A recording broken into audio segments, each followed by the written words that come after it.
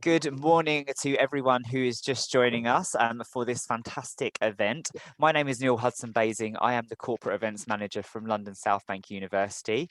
This is all part of our International Women's Day 2021 activity, and this session is entitled Hormones, the Menopause and Mental Health. And I'm joined by two of my colleagues on screen, Rachel and Claudia from our School of Applied Sciences, and Rachel is going to be delivering today's talk.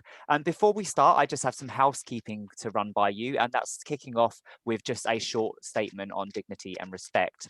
Everyone speaking at or attending an LSBU event, whether in person or virtually, should be treated with respect, dignity and courtesy. LSBU operates an environment built on equality, inclusion and acceptance. We value contributions, feedback and comments and wish to create a space for sharing, learning, celebrating and bringing communities together. We do not tolerate any form of bullying, abuse, harassment or discrimination. Inappropriate behaviour, including that potentially impacts or contradicts LSBU's reputation and values, will be treated seriously and acted upon. Anyone exhibiting any example of this behaviour will also be removed from the webinar. We want our events to be an enjoyable and warm experience for all. Thank you for adhering to these guidelines. Just to familiarise yourself with Zoom, we have a couple of functions to talk you through. You'll see the chat box, and it is lovely to see people making use of the chat box already. Please continue to share your thoughts and comments in there. Let us know who you are, where you're joining us from and what you do. It's lovely to hear from you, to know who our audience are and to help break down that virtual wall that we're all experiencing at the moment. The next button along is the Q&A box, and I'd like to ask you to distinguish between this and the chat box, just so that we don't lose your questions. If you have a question for our panelists, please pop it in the Q&A box, and remember that you can use the upvote button, clicking the thumbs up symbol to kind of upvote on the question that you most want answered. And that's a great way to kind of like for us to work through those. That's all from me. I'm in the background if you have any technical questions at all or anything else. I'd now like to hand over to my colleague, Dr. Claudia Civai. I think I pronounced that right. That's fine, Civai, but Civai. It's impossible to get it right the first time, don't worry. I'll remember for next time. Who's going to do a bit of scene setting for us. So Claudia, over to you. Yeah, thank you very much, Neil.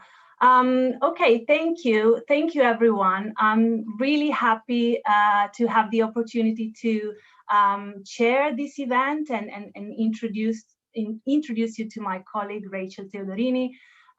So the theme of the International Women's Day week, we should say at this point, was choose to challenge, and LSBU has chosen to challenge menopause with these two events, one that was on Monday and today's event.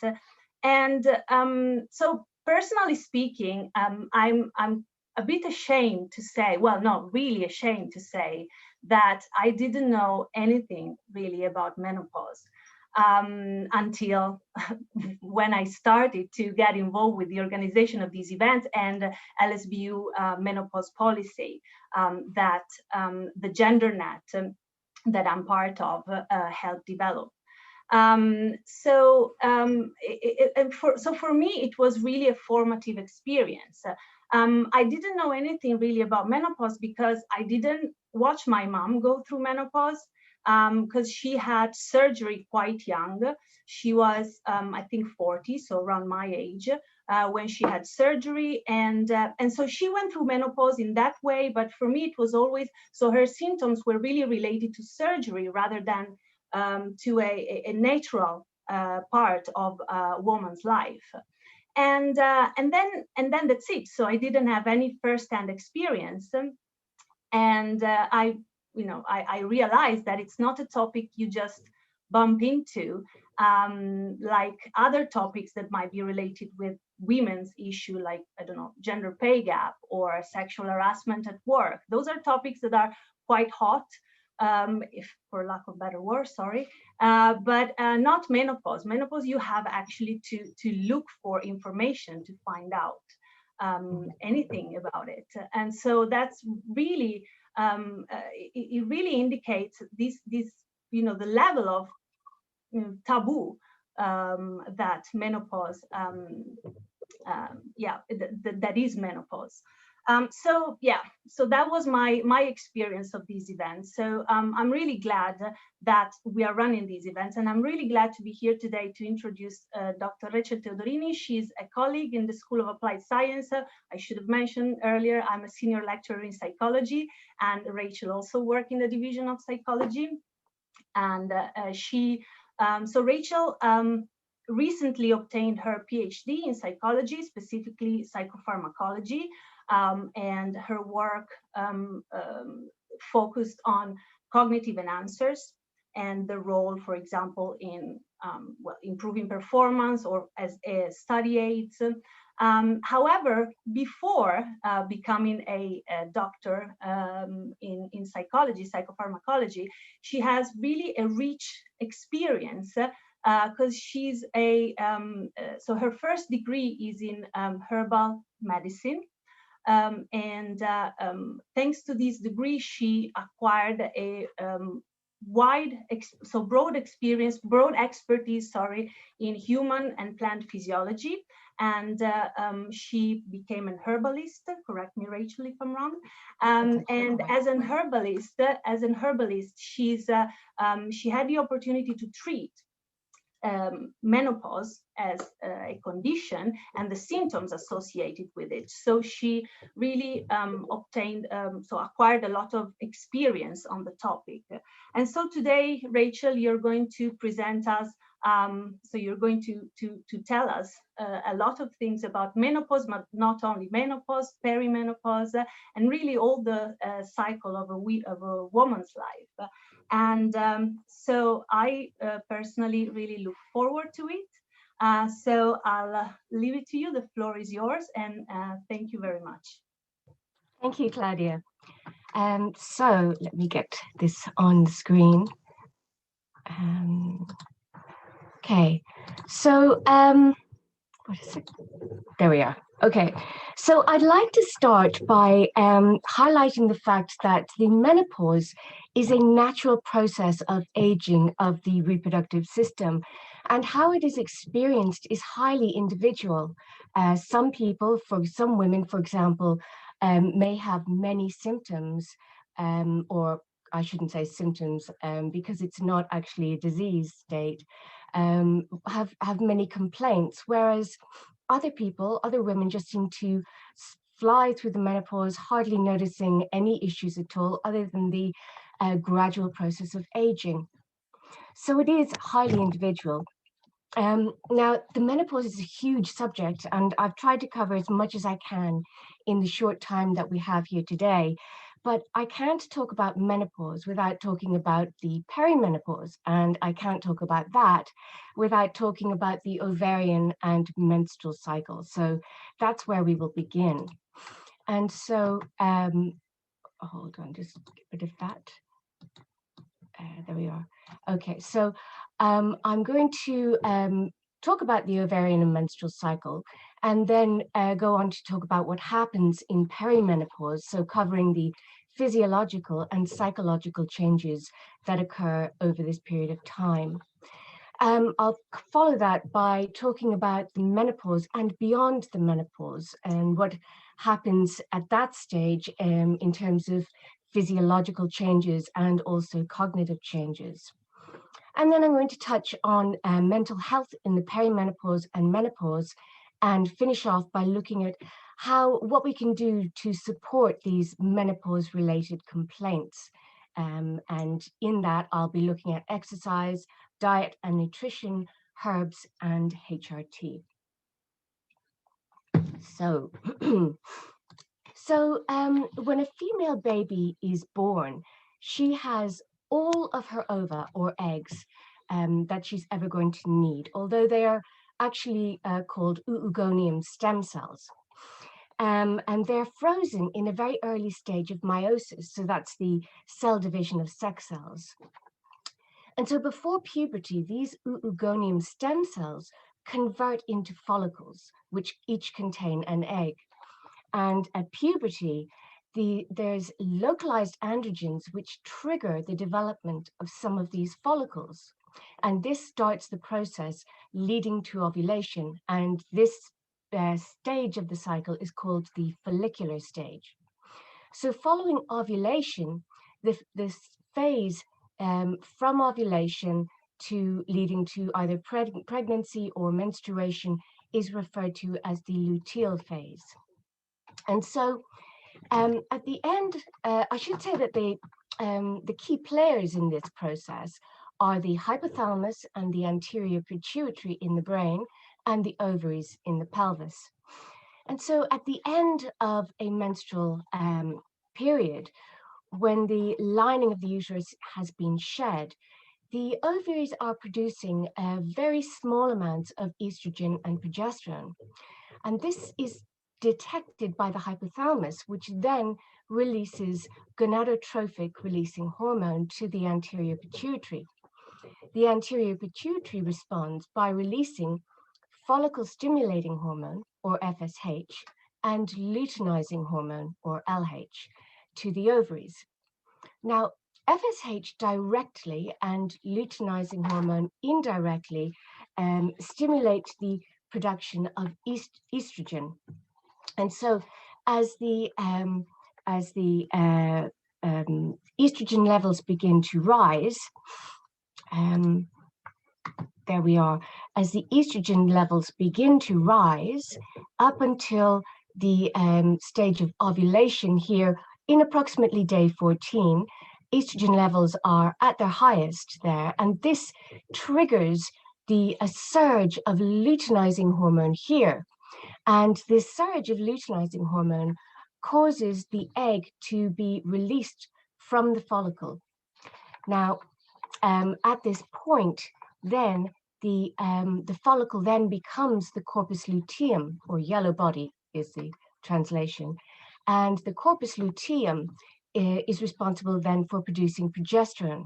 And so progesterone is then responsible for increasing the blood supply to the uterus lining. And of course, the estrogen is responsible for creating the uterus lining. So progesterone increases the blood supply to the uterus lining and also fills the glands of the uterus lining with glycogen and other nutrients to prepare the uterus for a fertilized egg. So the luteal phase runs from approximately day 15 to day 28, although everyone's cycle is different. As I said, it's you know, the hormonal cycle and responses to hormone changes fluctuate and really are very dependent upon the individual and what's going on with the individual as well. But we'll come to that later. So at about, say, day 26 to day 28, estrogen levels and progesterone levels are at their highest. And this, again, is detected by the hypothalamus, which then inhibits the release of gonadotrophic releasing hormone. And because then there's no gonadotrophic releasing hormone, the anterior pituitary is not stimulated to produce FSH and LH. And so as the uterus lining is no longer supported by these hormones, it starts to the blood vessels start to contract and then die off, and so the uterus lining becomes detached from the lining, from the uterus wall, and the blood fills up the uterus from these dying blood vessels, and then the lining and the blood are shed in the menstruation. Okay, so in perimenopause, though, the process of perimenopause actually starts in the mid-30s, although it may not be noticed until maybe the early to mid-40s. In fact, the changes experienced, as I've said, vary quite considerably depending on the individual. And so, although there are still plenty of eggs left, the eggs are now much older. So say, for example, a woman of 40 may have difficulty getting pregnant or have difficulties in her pregnancy because her eggs are also 40 years old and may have lost some of their reproductive efficacy. Now, I must state that this doesn't happen to all women at 40. There are plenty of women who have no difficulty getting pregnant at 40 or past 40 and have, healthy pregnancies and healthy babies. It's just that this may happen for some people. So normally there's a negative feedback mechanism before ovulation.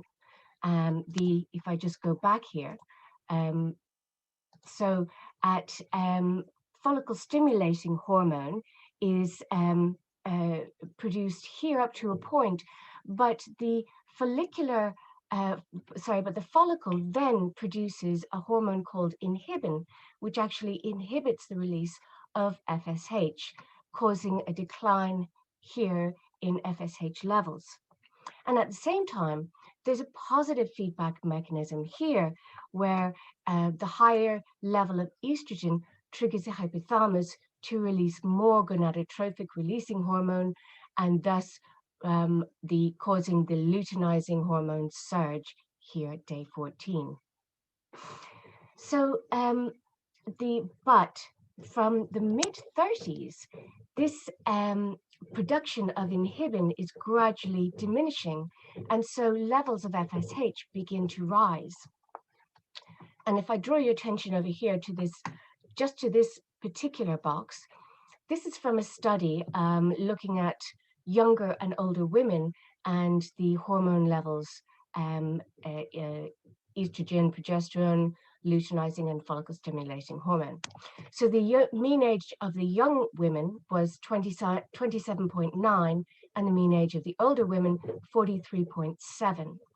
The younger women are here in the black box, and the stripy box represents the older women. And so this is follicle stimulating hormone levels here in the follicular phase and in the luteal phase. But it's this that I want to draw your attention to, that the older women are producing significantly more FSH than the younger women. And this is important. I will explain this in the next couple of slides. Okay, so over the menopause period, some 15 years or so, there are fluctuations in and a gradual reduction of estrogen and progesterone. And this results in changes in the menstrual cycle, which tends to become longer and more variable, although it can be shorter, and the menstrual period can be heavier or weaker. And so I should probably also note that there are other causes of hormone fluctuations, such as ovarian cysts. And if the cycle is less than 20 days, then endometriosis is a possible cause.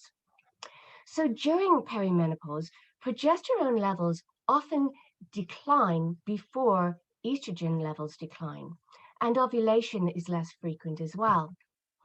And so this causes a level of unopposed estrogen or estrogen dominance.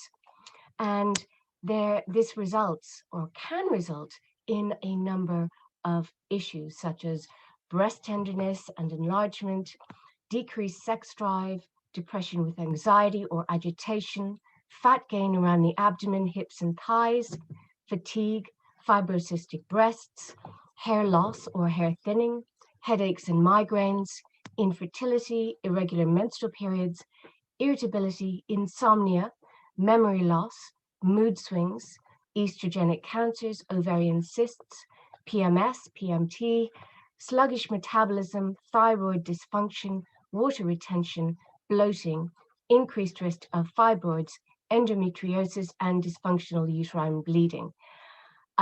I realize this is probably quite shocking to many of you, and it may seem, wow, such a lot of issues. I should emphasize the fact that only some of these will be experienced generally by women. And if the hormone production changes gradually, then fewer symptoms may occur and maybe none at all. So moving on to the transition to the menopause, when all the eggs are gone, ovulation stops and periods stop. But a woman will not know for certain that she is in menopause until she has gone an entire year without having a period. However, she can find out where she is in the process by having a blood test measuring her FSH levels. Because if you remember, I said that FSH levels begin to rise in the perimenopause period, and they continue to rise. So just looking over here at this table, we have the follicular phase, mid-cycle peak, and luteal phase of a regular cycle, and the FSH levels here, which would in the follicular phase would range from 3.5 to 16 international units or IU per liter. In the mid-cycle peak, it would be approximately 8.3 IU per liter. And in the luteal phase, 1.8 to 12. But in the menopausal state, it's 25, or actually some other sources say 30 IU per liter, going upwards. So it is possible to detect where you are in this process with a blood test. And so at this stage, once a woman is in her menopause, the dominant estrogen is now estrone. I should also state that there are 4 different types of estrogen, 2 of which are related to pregnancy, and the other 2 are the ones that we are interested in. The strongest form, which is more dominant in the stages before menopause, is estradiol. But following menopause, the dominant estrogen is estrone. And although the ovaries still produce estrogen, the primary source is produced by the adrenals, and it's a cholesterol or a steroid called androstenedione, which is converted into estrone in the fat cells, liver, and kidneys. Now, estrone is 12 times weaker than estradiol, which is one of the reasons why this transition in menopause can be a little bit difficult to adjust to.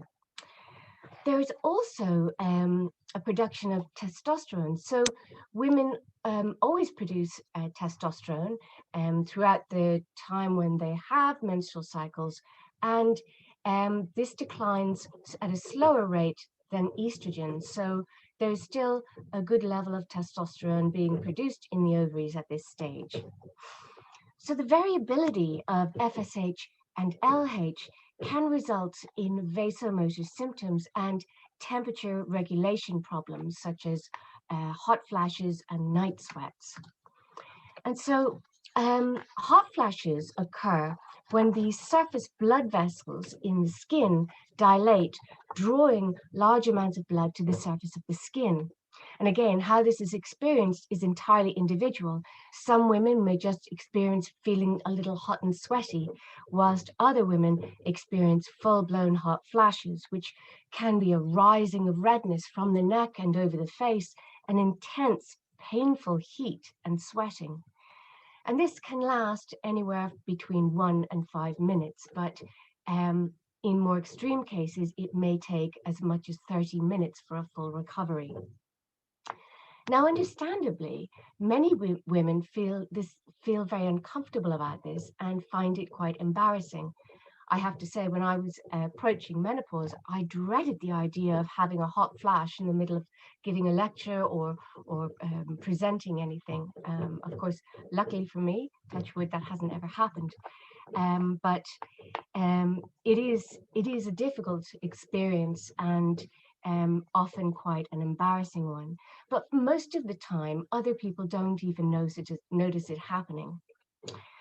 So we have a natural heat release and conservation mechanism, which is active in hot environments with the dilating of blood vessels, allowing the release of body heat, and in cold environments by the constriction of surface blood vessels, drawing the blood deeper into the body to conserve heat. Now, the hypothalamus is responsible for regulating body temperature, and the autonomic nervous system, specifically noradrenaline, is involved in this constriction and dilation of blood vessels.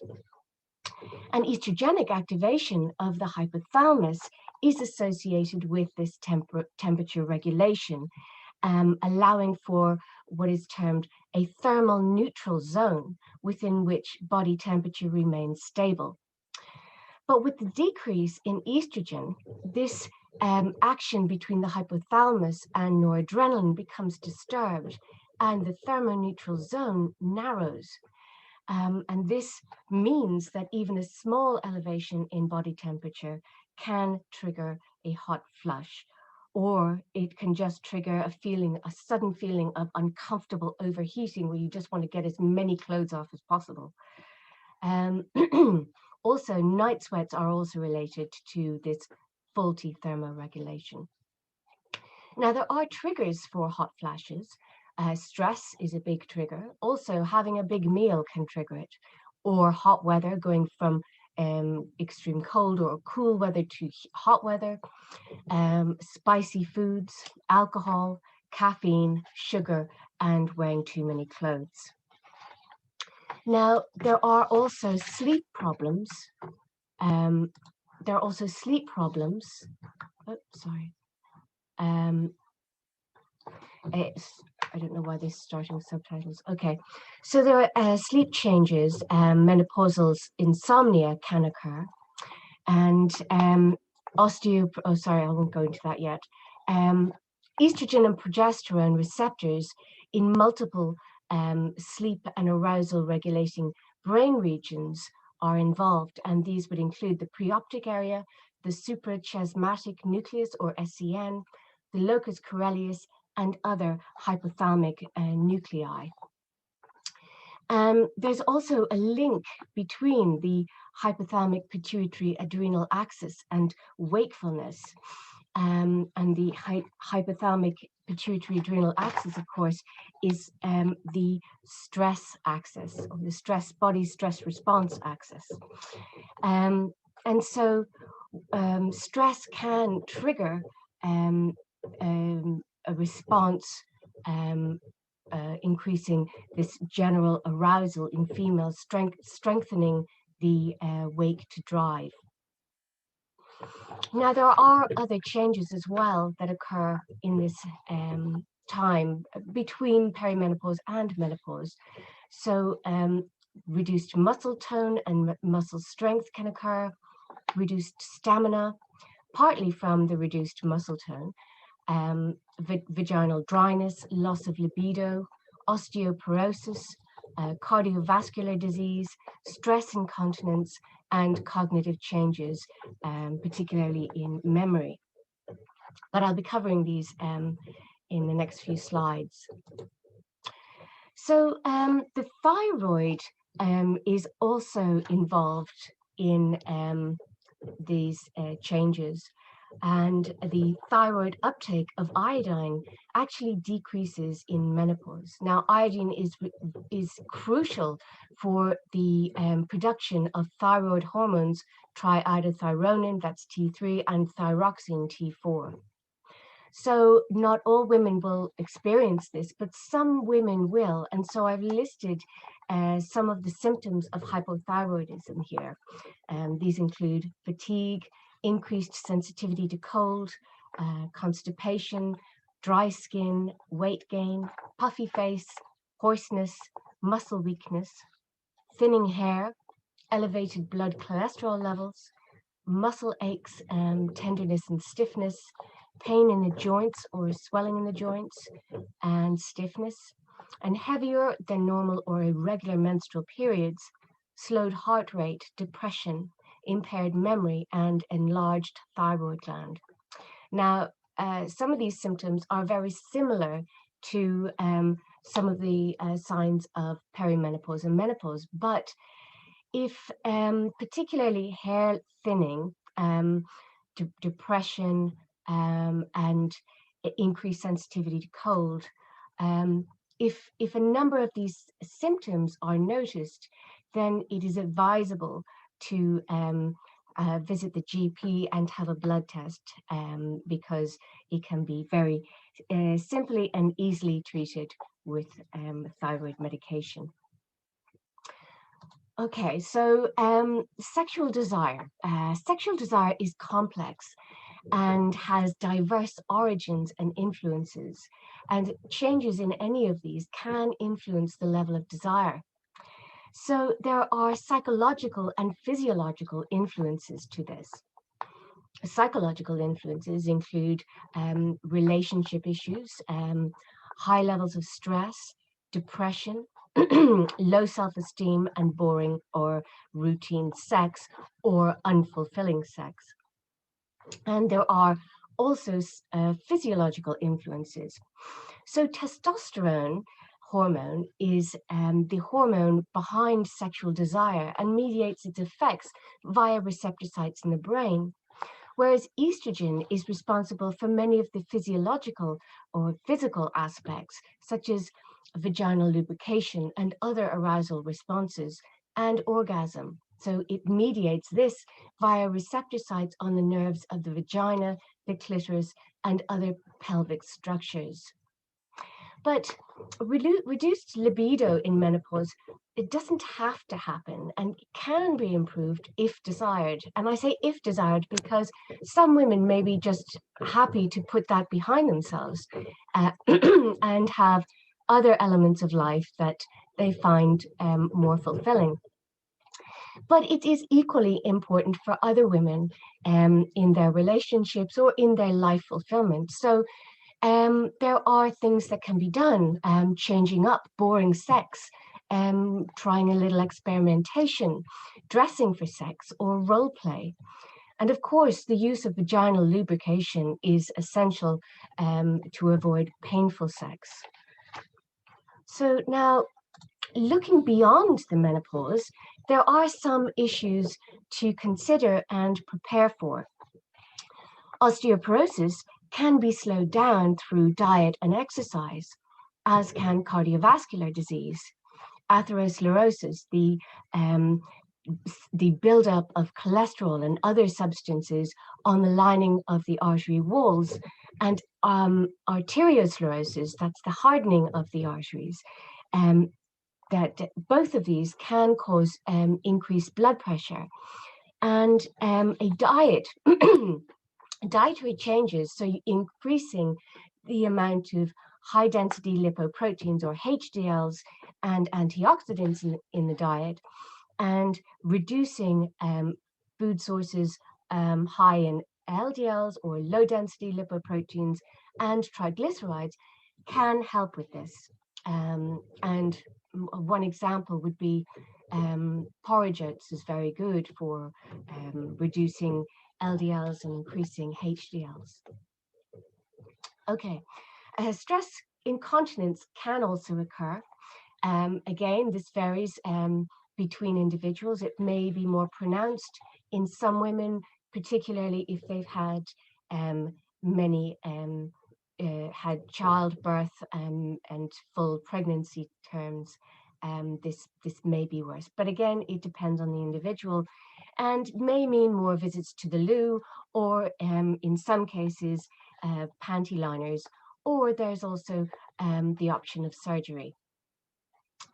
Now, another interesting development occurs at this time. I've mentioned before that we have levels of testosterone, which is masked when the levels of estrogen are high. But with the decline of estrogen, the testosterone makes itself more apparent with the development of facial hair and thinning of hair on the head, and in some cases, even male pattern baldness. Muscle loss and reduced stamina, I've mentioned. And again, this can be reduced with exercise. And this is one reason why exercise is crucial in these years. Skin changes can also occur. So estrogen is involved in the production of collagen and elastin in the skin, producing or providing moisture and thickness to the dermis. So low levels of estrogen result in a drying and wrinkling of the skin and a thinning of the skin and sagging due to this reduced collagen and elastin. And weight gain. Weight gain occurs in menopause partly due to this loss of muscle and partly due to a reduction in estrogen causing an influence on metabolic rate. But again, this can be managed through diet and exercise. Now we come to the issue of mental health in perimenopause and menopause. So there is a biochemical and a psychological component to mental health at this time. Estrogen exerts a number of effects on brain regions involved in mood. And one study, for example, looked at the perimenopausal depression and found that estrogen alleviates affective disorders in women who report mood problems as the only symptom. Now, part of the reason for this is that estrogen receptors are very abundant in the amygdala, the hippocampus, and the hypothalamus. And so these neural substrates are involved in the regulation of mood and memory. Estrogen also decreases monoamine oxidase activity. So monoamine oxidase, or MAO, is an enzyme that's present in the synapse between two neurons, and its action is to break down serotonin, dopamine, and noradrenaline, and these neurotransmitters are associated with mood.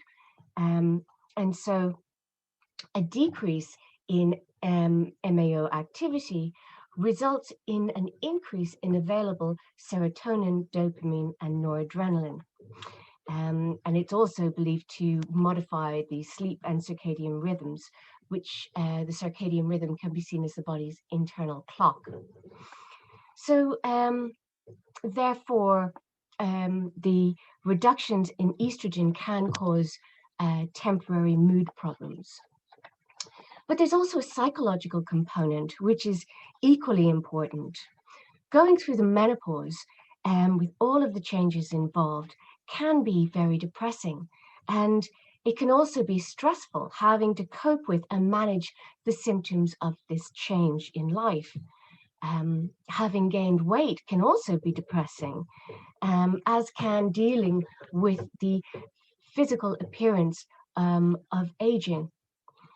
Also, for some women, the empty nest tends to occur around the same time, just adding to the sadness and depression experienced.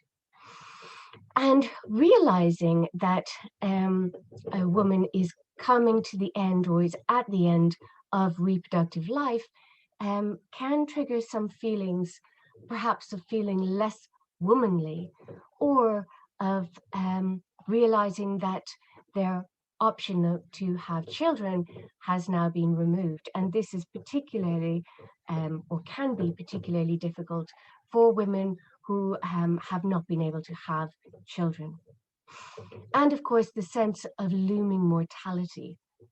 But if you look back at the average age of a woman, say in 1900, the average age that they lived to was about 48, whereas now women live to much, much longer ages, maybe 85 or further.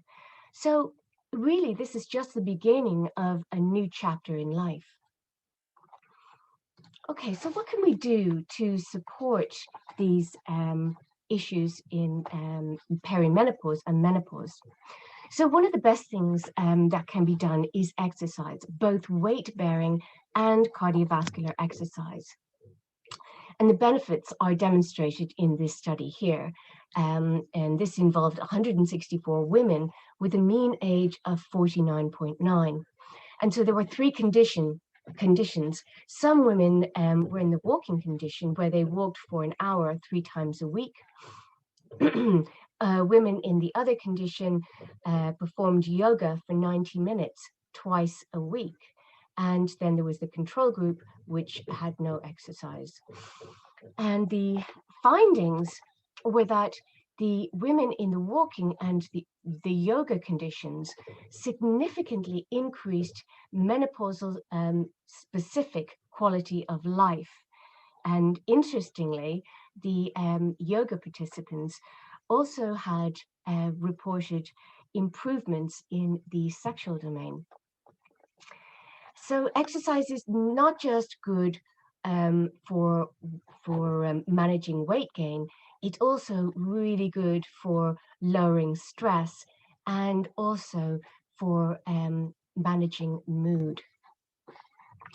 Meditation is also another option that's reported to have beneficial effects. And not only for stress, I should say, but also for reducing menopausal symptoms and insomnia. So in this randomized controlled trial involving 47 women whose ages ranged from 40 to 55 years, this study looked at the effect of meditation on menopausal symptoms and insomnia. And there were two groups. So one group practiced Raj yoga meditation and sleep hygiene, whereas the other group, the control group, just practiced sleep hygiene. So sleep hygiene involved things like regulating the time of going to bed and waking up, managing the room temperature, making sure there was no clock in the room, that kind of thing.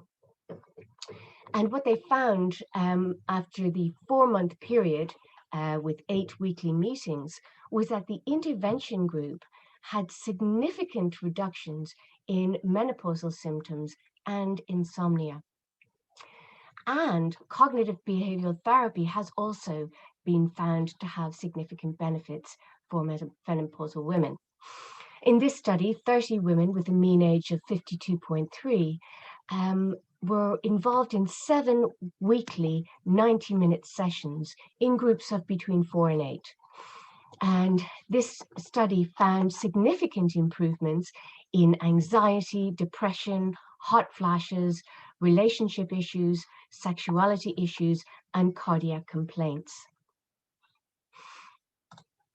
And diet and nutrition. So I've already mentioned about the triggers for hot flashes. Fizzy drinks often contain high levels of phosphates, and this causes the body to eliminate calcium when it's eliminating the phosphates. So it is best to avoid fizzy drinks if at all possible. It's also advisable to reduce the amount of saturated fats. Now, saturated fats are things like butter, ghee, suet, lard, coconut oil, palm oil, cured meats, and cheese. For cheese lovers, I'm sorry. But this doesn't mean eliminating them completely from your diet, just reducing them. And the reason for this is because saturated fats have been associated with breast cancer. It is also advisable to include legumes in the diet, and the legume family includes peas, beans, and lentils. And these are rich in isoflavones, which are a type of phytoestrogen, which I'll talk about in a minute. Fish oils are also important. They are a good source of eicosapentaenoic acid, and that's EPA. And this is part of the omega-3 pathway of essential fatty acids. And they are very important for brain function, mood, and amongst other things. Also, evening primrose oil is a very good essential fatty acid. It's particularly good for people with PMS, perimenopause, and menopause. Although it doesn't agree with everybody, it is good to try. There are other options as well. Blackcurrant seed, there are many other sources. But evening primrose oil is a good source of linoleic and gamma linoleic acid, which are part of the omega-6 pathway. And so evening primrose oil is anti-inflammatory. In fact, all essential fatty acids are anti-inflammatory. Evening primrose oil is particularly good because it can reduce symptoms of atopy. And atopy is an umbrella term for asthma, eczema, and allergies. And it also plays an important role in the immune system. They lower cholesterol, and they have a vasodilatory effect. So that's good for reducing blood pressure. In fact, essential fatty acids broadly have really, really important functions, including they're involved in brain cells, in nerve synapses, in sense organs, adrenal glands, sex glands, and in cells generally. B complex, actually calcium, magnesium, and boron, a supplement of these would also be very good for bone health.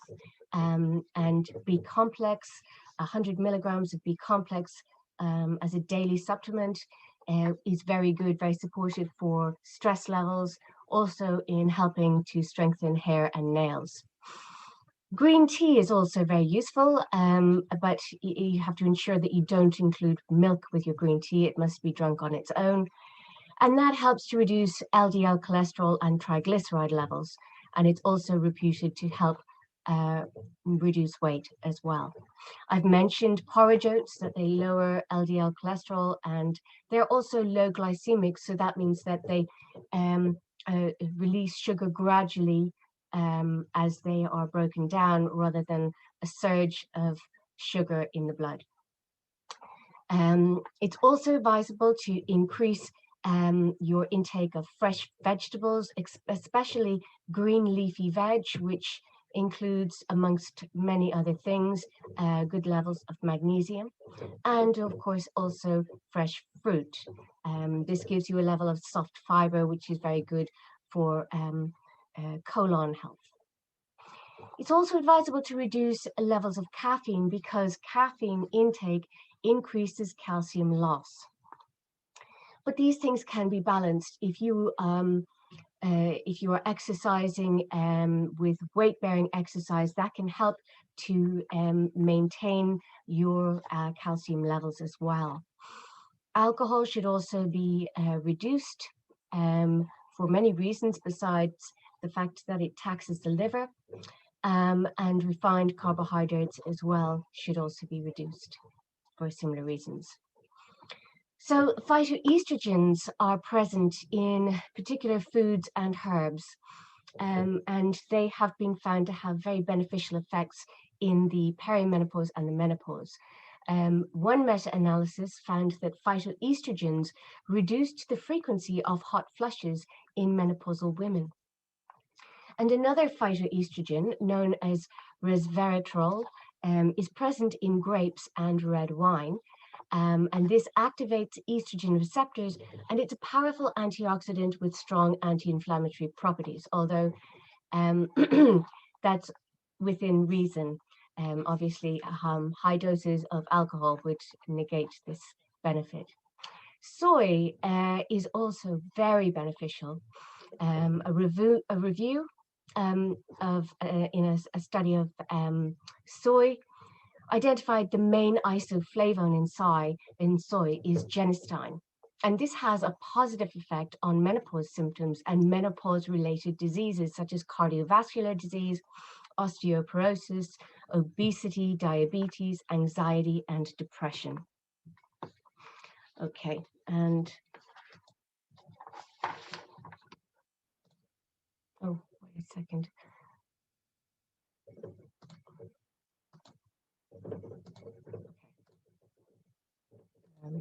There we are. Now I come on to herbs. I'm just touching on a few herbs here. In my practice, I've used these with great success. Vitex agnus castus has been found to have opioid activity, and the opiate system is involved in mood regulation, appetite, and the hypothalamic pituitary adrenal activity. If you remember, that's the stress axis. Vitex is very beneficial in attenuating PMS, perimenopause, and menopause. It inhibits gonadotrophic releasing hormone, which, if you remember, then inhibits the release of FSH and LH. And so it regulates estrogen and progesterone levels. It also eliminates defects in the synthesis of progesterone in the luteal phase.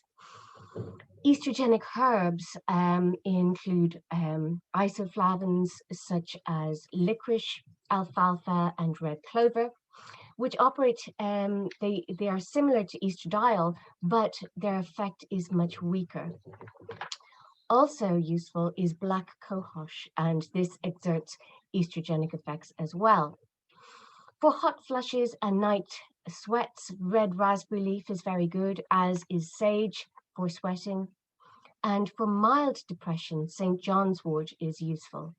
But I would state that these, particularly St. John's wort, would need to be taken for a number of months consistently, and you would see a benefit gradually increase in that way. Siberian ginseng is also very good for regulating and toning the uterine function. So any problems with heavy bleeding, problems with spasms and that kind of thing, it's very good for that.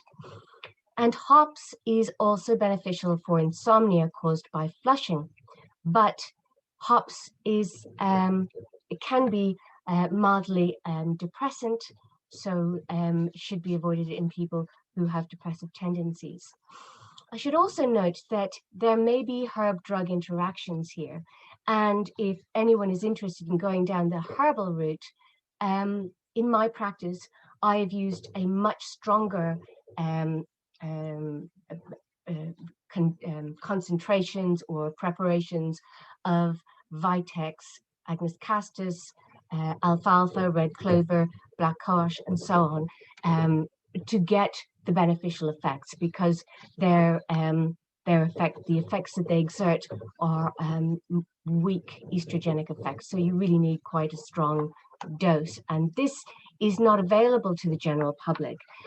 Additionally, for the risk of herb-drug interactions, and also for the knowledge that a herbalist has in terms of personalizing your treatment, I highly recommend seeking the consultation of a herbalist. And this can be done via the National Institute of Medicinal Herbalists, the website NIMH, or just Google the National Institute of Medicinal Herbalists. They give a list of herbalists in your location. Okay. Finally, HRT. Now, it has been stressed by Langer and colleagues that the timing in the use of HRT is critical in determining its risk-benefit ratio. So if started after the first 10 years of the onset of the menopause, there are likely to be more serious problems, including the risk of cancer. But if started within 10 years and as close to the onset of the menopause as possible, then a reduction in all-cause mortality, as well as the risk of coronary disease, osteoporosis, and dementias is reduced, and the risk-benefit ratio is more beneficial. But it is also worth considering, bearing in mind the fact that HRT can cause the development of fibroids. And if there are fibroids present, it can also cause an increase in their growth. And this is because high estrogen levels can trigger the development of fibroids. Also, there are a number of side effects, such as fluid retention, nausea, headaches, breast tenderness, bloating, leg cramps, vaginal bleeding, and also weight gain. It doesn't say that there, but weight gain as well. I forgot to put that in. But these can be reduced with the correct dose. And in fact, customizing the dose and using alternating with different types or routes of administration, looking at different types of combinations, and having regular checks and controls alongside a treatment duration of less than 5 years can tip on the side of the benefit in terms of the risk-benefit ratio. And also in that sense, because many HRT formulations also include a progestogen, then that means that the risk of developing fibroids is reduced. Okay, so now I just want to draw your attention to a few links here. The Menopause Matters link is an award-winning independent website providing up-to-date and accurate information about the menopause, the symptoms of the menopause, and various treatment options. Manage My Menopause offers tailored menopausal advice provided by experts. And Menopause Support is a not-for-profit community company and the home of the national #MakeMenopauseMatter campaign, which are both funded by Diane Danzebrink.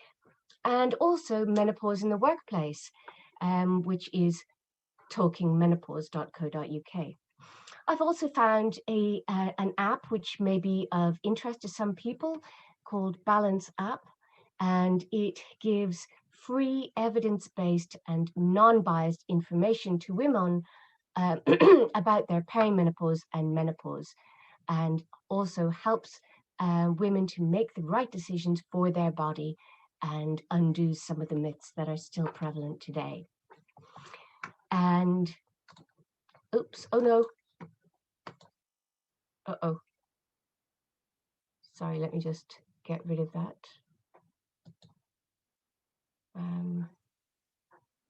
Okay, hold on. We'll see if I can, there we are again. Apologies for that. Right, I have some references here that I have used that may be of interest. And that's it. Thank you very much. Thank you very much, Rachel. That was really, really insightful. We haven't got much time for questions, but we'll try and get through a couple if that's okay. And would it be okay to share the questions with you afterwards, and then we can kind of come back to our attendees on them if that's okay? And what I'll also do, just for all of our attendees, is all of those links that Rachel shared in her presentation, I'll pop into an email for you. So first question, I am postmenopausal. Why am I having symptoms of menopause still? Anxiety, bad sleep, forgetfulness, and low mood. So this is then the process in the early stages of menopause, or actually for some people it can last as long as 10 years. It's this adjusting, the body adjusting to these low power type of estrogens, the estrone instead of estradiol. And so in this case, it would be beneficial to start trying to use, to introduce some estrogens in the diet, and also try and take some of these nutrients as well, supplements, and see how it goes from there. But if there are still problems, then it might be a case of looking at HRT. But the answer anyway is that this is the body adjusting to this much weaker form of estrogen. Thank you. There's a question in the box. You've just mentioned HRT. What are the pros and cons of HRT? Okay, so I've covered the main ones there. It really also depends on the practitioner who's working with you to find the right one, is looking at starting with perhaps a very low dose and building it up rather than a high dose, and looking at a balance between estrogen and progestogens as well. The benefits, I would say, people who should perhaps consider it are people who have a lot of problems that are just not dealt with by using addressing their diet, exercise, and so on. But looking at the cons, still staying with the pros, it delays the whole experience of the menopause. So you would still have collagen and elastin, you would still have good muscle tone and energy. It would help to reduce those symptoms, but there are issues, as I said, with those side effects. So you could put on weight, and it could cause many of the symptoms that I've already mentioned. So that's really the downside of it. Thank you. We'll squeeze in one more question, if that's Yes. okay. Yes. Do you find GPs reluctant to offer the FSH blood test? Sorry. Yes. Do you know what? I've always recommended people. Well, in Ireland, when I was treating in Ireland, they can just go to a chemist and get it done there. But over here, I've always sort of recommended going and doing something online if their GP is reluctant to. So it really depends on the GP. But if they have a lot of complaints, that could help to push for the test. Thank you. I think we are at the end of our session now, but before we go, I'd like to come over to both of you, actually, Claudia and Rachel, for just parting words for our audience. Across these two events this week, as a man, I've learned a lot about how I can better to support colleagues, friends, and family that are going through the menopause. And Claudia, you kind of said how this was all very new to you. So what we'll come to you first. What parting words would you like to kind of share with people? And then Rachel, will come to you to close. I just would like to, well, first of all, thank LSBU in this case for choosing this topic and promoting this policy and allowing us that we haven't yet have a first-hand experience with menopause to get closer to this topic, because it does touch all of us, women and men, as well as people that interact with women. So so just thank you very much for the opportunity, and thanks Rachel, and thanks Neil as well, and thanks to all the great questions that we had in the chat. Yeah, fantastic engagement throughout in the chat box and in the Q&A box. And then Rachel, what would you like to leave our audience with? I would just like to say thank you for listening, and please try not to be worried about the possible issues that you might encounter. Many people don't encounter huge troubles and problems, but if you pay attention to the advice on natural support as well as HRT, there are always options. So yes. Thank you so much. So we have captured all of the chat and the questions, and we will be looking through those. Rachel, I'll share those with you afterwards. This session has been recorded. We'll share the recording on our LSBU YouTube channel. That will be sent to everyone who has registered. So please share that as widely as you can, so that the event can have impact beyond the event itself. And thank you all so much for coming. Claudia, Rachel, thank you so much. Thank you. Thank you. Thank we'll you see all. you. Thanks, everyone. Bye.